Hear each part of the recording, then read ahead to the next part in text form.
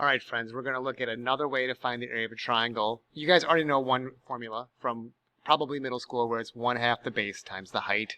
And you also know that the height was defined as a line that was perpendicular to whatever side you were calling the base. I hope at some point someone in middle school told you it doesn't really matter which side of the triangle you call the base. It's not necessarily like we usually try to draw the base on the bottom. It doesn't need to be though. It's just if you have a length and you have a perpendicular to that length, you call one the base, you call one the height, and the area of the triangle is 1/2 the base times the height. Whatever. So in this example, if I draw the triangle this way and I draw this H perpendicular to side C, I would call that base C and the height would be called H. If I'm going to call this side H, we saw in the notes that that height can be represented by either A times the sine of B or B times the sine of A, which means I have two other ways to represent this. Same formula, I can replace this height with either one of these formulas. So another thing that could happen is I could say it's 1/2. Now I'm going to write my variables in alphabetical order. So I'm going to change the order of some things. Instead of saying C times A times sine of B, I'm going to say AC times the sine of B, where this was already there. And these guys are what the height would be.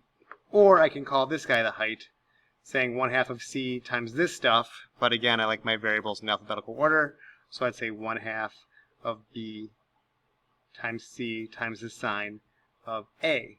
Now, what I want you guys to notice on both of these expressions, like which one would you use? You'd use which one, the one that worked for whatever information you had.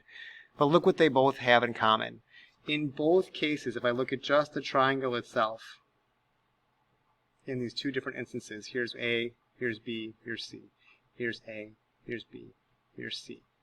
For this top formula, I'm using side A, which is over here. I'm using side C, which is here. And I'm using angle B. So if this were a geometry class, I'd be telling you that you're using these two sides and the included angle. You know, and you'll notice the formula has all three letters. It has A and a C and a B. But the A and the C are the sides and the B is the angle. It's the same pattern for the other formula. I would have to have different givens, right? So like if I'm saying 1/2 BC times the sine of A, B is the side across from B, C is the side across from angle C, angle A is the angle between them. So again, I have these two sides with an included angle. So like forget all the specific A, B, C letters, whatever you have.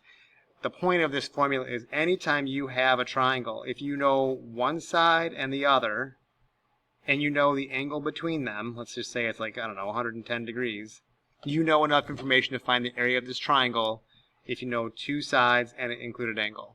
And to do it, I would just say 1/2 of one side times the other times the sine of the included angle.